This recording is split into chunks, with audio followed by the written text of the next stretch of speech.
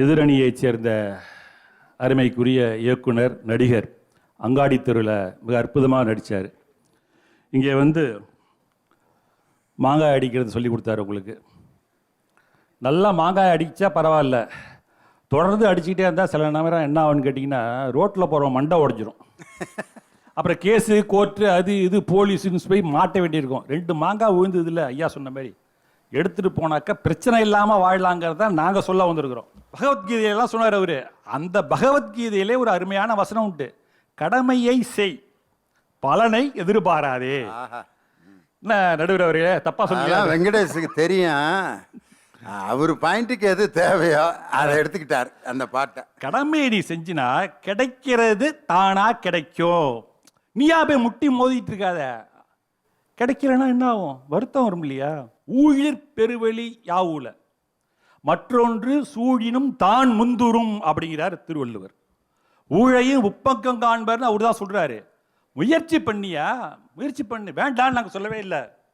ஒரு கால் கிடைக்காமல் போய்விட்டால் ஏற்றுக்கோ, அதை ஏற்றுட்டு வர பழகிக்கணும். அந்த மன தைரியம் வேணும். ஒன்றும் இல்லைங்க, கலைஞர் எடுத்துக்க. கலைஞருடைய வாழ்க்கையே நடந்த சில சம்பவங்களை சொல்லி தான் ஆகணும்.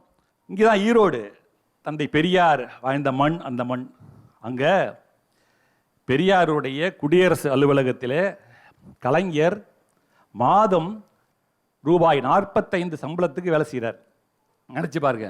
அன்றைக்கு தனக்கு என்ன வேலை வந்ததோ அதை ஏற்றுக்கொண்டு அந்த பணியை மிக சிறப்பாக செய்த காரணத்தினால் பிற்காலத்திலே மிகச்சிறந்த பத்திரிகை ஆசிரியர், எழுத்தாளர், வசனகர்த்தா, கவிஞர் என்கின்ற நிலைக்கு உயர்ந்து தமிழ்நாட்டினுடைய முதல்வராக 5 முறை வந்திருக்கிறார் என்றால் அன்றைக்கு ஆரம்பத்திலே அவர் தனக்கு கிடைத்தவற்றை இன்முகத்தோடு மகிழ்ச்சியோடு செய்த காரணத்தினால்தான். இங்கே பல பேர் தனக்காக வாழறது இல்லைங்க, அடுத்தவனுக்காக வாழறான்.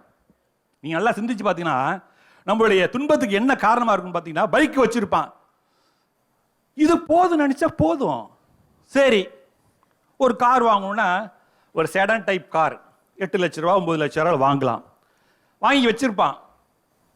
பக்கத்து வீட்டுக்காரன் ஒரு இன்னோவா வாங்கியிருப்பான். அவன் இன்னோவா வாங்கிட்டானே, நம்மள்கிட்ட மாறி டிசைர் தானே இருக்குது. வீட்டில் இருக்கிற பொண்டாட்டி சும்மா இருக்க மாட்டான். ஏங்க நாம் எப்போங்க இன்னோவா வாங்குறது? அந்த கார் இருக்க போதுமே, அதில் 4 பேர் போகலாம். ஸோ இன்னோவா, அதுக்கு லோனை போட்டு வாங்கு, பேங்க்கில் டியூ கட்டு, இன்ஸ்டால்மெண்ட் கட்டு. அப்படின்னா ஒரு கார் இருந்தால் போதுமா? அடுத்து 2 பேர் 3 கார் வாங்க. எங்கேயாச்சும் அந்த இடத்துலயாவது மனுஷன் திருப்தி அடைகிறானா? நமக்கு கிடைத்திருக்கிறது போதும் என்கின்ற நிலைக்கு எந்த மனிதனாவது இருக்கிறானா? நினைச்சு பாருங்க. பெத்த தாயாக இருந்தாலும் சரி, கட்டிய மனைவியாக இருந்தாலும் சரி, உற்றார் உறவினர் எல்லோரும் நிரந்தரமில்லை. நமக்கு கிடைத்திருக்கின்ற செல்வம் கூட நிரந்தரமில்லை. ஓஷோ சொல்லுகிறார், இந்த மனுஷ இனம் தான் வித்தியாசமான இனம். பிறக்கும் பொழுதே அழுது கொண்டு பிறக்கக்கூடிய ஒரே இனம் மனித இனம்தான்.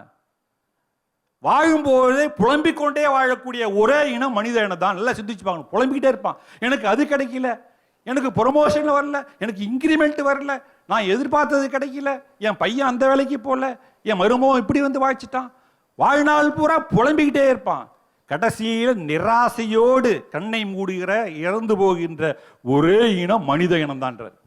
ஆட்டு வித்தார் ஆரொருவர் ஆடாதாரே கண்ணா, ஆசையனும் தொட்டிலே ஆடாதாரே கண்ணா. எதிர்பார்ப்பு இல்லாமல் எவன் வாழ்ந்தாலும் அவனை ஒருவனும் வருத்தப்பட வைக்கவே முடியாது என்கின்ற அந்த உறுதிப்பாட்டை தெரிவித்து வருவதை ஏற்றுக்கொண்டு வாழ்வோம் என்று உங்களிடத்திலே கூறி விடைபெறுகிறேன். நன்றி, வணக்கம்.